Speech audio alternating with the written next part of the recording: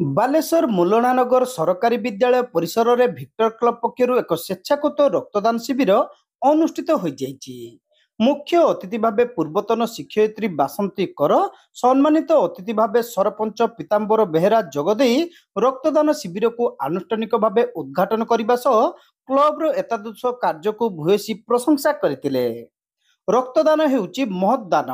ରକ୍ତଦାନ ଦ୍ୱାରା କାହାର ମୂଲ୍ୟବାନ ଜୀବନ ବଞ୍ଚି ଯାଇ ପାରୁଛି। ଏଇଭଳି ରକ୍ତଦାନ ଶିବିର ପ୍ରତିବର୍ଷ ଭଳି ଆୟୋଜନ କରିବାକୁ ଅତିଥିମାନେ କ୍ଲବର ସମସ୍ତ ସଦସ୍ୟମାନଙ୍କୁ ପରାମର୍ଶ ଦେଇଥିଲେ। ମୁଲଣାନଗର ପ୍ରାଥମିକ ବିଦ୍ୟାଳୟର ଏ ଯେଉଁ ମହତ୍ କାମ ରକ୍ତଦାନ ମହତ୍ କାମ ଏଇଥିରେ ଯାହା ହଉ ସବୁ ଗ୍ରାମବାସୀ ମାନଙ୍କର ଏଇ ଯେଉଁ ମାନେ ଇଏ ଯେଉଁ ମାନେ ପ୍ରଚେଷ୍ଟାର ଏଇ କାମଟି କରାହେଉଛି। ମାନେ ଏମିତି କାମ ଯେମିତି ସବୁ ବର୍ଷ ବି ହଉ, ଠାକୁରଙ୍କ ଦୟାରୁ ମୁଁ ଏତିକି ପ୍ରାର୍ଥନା କରିବି ଯେ ସ୍କୁଲର ବି ଉନ୍ନତି ହଉ ଆଉ ସବୁ ଲୋକଙ୍କର ହିଁ ଉନ୍ନତି ହଉ। ରକ୍ତଦାନ କହିଲେ ସମସ୍ତେ ଯେମିତି କରନ୍ତୁ, ରକ୍ତଦାନ ରକ୍ତ ଦିଅନ୍ତୁ। ଆଠୁ ଭଲ କାମ ଆଉ କିଛି ନାହିଁ। ସବୁ ଦାନର ଏଇଟା ହେଲା ସବୁଠୁ ମହତ୍ ଦାନ। ବାଲେଶ୍ୱର ରକ୍ତ ଭଣ୍ଡାରରେ ରକ୍ତର ଅଭାବକୁ ଦୃଷ୍ଟିରେ ରଖି ଏହି ରକ୍ତଦାନ ଶିବିର ଆୟୋଜନ କରାଯାଇଥିବା କ୍ଲବର ସଭାପତି ଗଦାଧର ବେହେରା, ସମ୍ପାଦକ ରମେଶ ଚନ୍ଦ୍ର ବେହେରା ପ୍ରକାଶ କରିଛନ୍ତି। 5 ବର୍ଷ ହେଲା ଆମେ ରକ୍ତଦାନ ଶିବିର କରୁଛୁ। ଏ ରକ୍ତଦାନ ଶିବିରଟା ଆମକୁ ବହୁତ ଶାନ୍ତି ଓ ଆନନ୍ଦ ଦେଉଛି।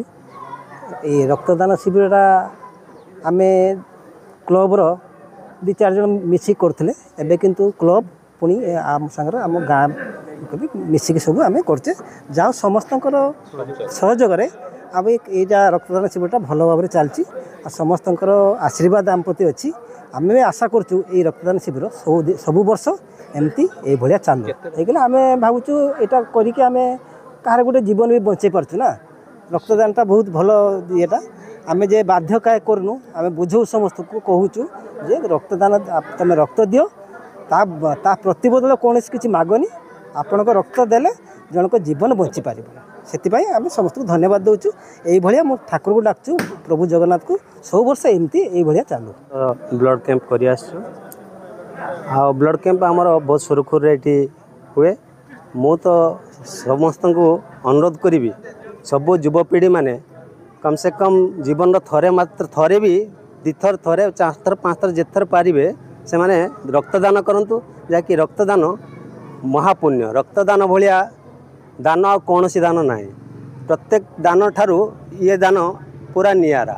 ଇଏ ରକ୍ତଦାନଟା ହେଉଛି ଏତେ ନିଆରା ଯାହାକି ଦାତା ଆଉ ଗ୍ରହୀତା ଇଏ 2 ଜଣ କେହି ଜାଣନ୍ତିନି ଯେ କାହାକୁ ଆମେ ବ୍ଲଡ଼ ଦେଉଛେ ଆଉ କିଏ ନେଉଛୁ। ଗ୍ରହୀତା ବି ଜାଣୁନେ ଯେ କିଏ ନେଉଛୁ।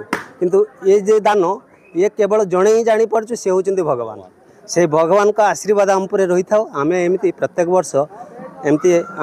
ବର୍ଷ ଏ କ୍ଲବ ଜରିଆରେ କିମ୍ବା ଗାଁ ଜରିଆରେ ଏମିତିକା ରକ୍ତଦାନ ଶିବିର କରୁ। ଆଉ ଯେଉଁ ରକ୍ତ ଯାହାକି ଗୋଟେ ମୂଲ୍ୟବାନ ଜୀବନ ନିଶ୍ଚିତ ସିଏ ବଞ୍ଚେଇ ପାରୁଛୁ। ଜଣଙ୍କ ଜୀବନରୁ ଅନ୍ୟ ଜଣଙ୍କ ଜୀବନ ବଞ୍ଚି ପାରୁଛୁ। ଆଉ ଏଇ ଜୀବନ ବଞ୍ଚାଇବା ପାଇଁ ରକ୍ତଦାନ ହେଲା ସବୁଠାରୁ ବଡ଼ ପୁଣ୍ୟ। ଆଠାରୁ ଆଉ ପୁଣ୍ୟ ଜିନିଷ କୌଣସି ଜିନିଷ ନାହିଁ। ଯେତେ ଧର୍ମ କରନ୍ତୁ, ଯେତେ ଯାହା ଦାନ କରନ୍ତୁ, କିନ୍ତୁ ଏଭଳିଆ ରକ୍ତଦାନ ଭଳିଆ ଦାନ ଆଉ କୌଣସି ନାହିଁ। ଇଏ ଦାନଟା ରକ୍ତଦାନ କେବଳ ରକ୍ତଟା ତିଆରି ହୁଏ ମଣିଷ ଶରୀରରେ। ଆଉ କୌଣସି ଜିନିଷ ନାହିଁ ଯେ ବୈଜ୍ଞାନିକ ଆଜି ପର୍ଯ୍ୟନ୍ତ ଉଦ୍ଭାବନ କରୁନାହାନ୍ତି ଯେ ରକ୍ତଟାକୁ ତିଆରି କରିବା। ଏ ମଣିଷ ଶରୀରରୁ ହିଁ ରକ୍ତ ତିଆରି ହୁଏ। ମଣିଷ ଜୀବନ ଏଇ ରକ୍ତ ବଞ୍ଚାଏ। ଆୟୋଜକ ନିଶିକାନ୍ତ ବେହେରା, ଅମୂଲ୍ୟ ବେହେରା, ସଦସ୍ୟ ଅନାଦି ଚରଣ ପରିଡ଼ା, ଅଜୟ କୁମାର ବେହେରା, ଶମ୍ଭୁନାଥ ପରିଡ଼ା, ଶ୍ରୀକାନ୍ତ ବେହେରା, ସଞ୍ଜୟ ବେହେରା, ପାର୍ଥସାରଥୀ ବେହେରା, ଆଶିଷ ବେହେରା, ଅସୀମ ବେହେରା, ରଣଜିତ କୁମାର ବେହେରା, ଜୟନ୍ତ କୁମାର ବେହେରା, ରାଜକିଶୋର ବେହେରାଙ୍କ ସମେତ ଅନ୍ୟ ସମସ୍ତ ସଦସ୍ୟ ଏବଂ ଗ୍ରାମବାସୀ ଉପସ୍ଥିତ ରହି କାର୍ଯ୍ୟକ୍ରମରେ ସହଯୋଗ କରିଥିଲେ। ଏହି ଶିବିରରେ ପ୍ରାୟ 100 ୟୁନିଟ୍ରୁ ଅଧିକ ରକ୍ତ ସଂଗୃହୀତ ହୋଇଥିଲା।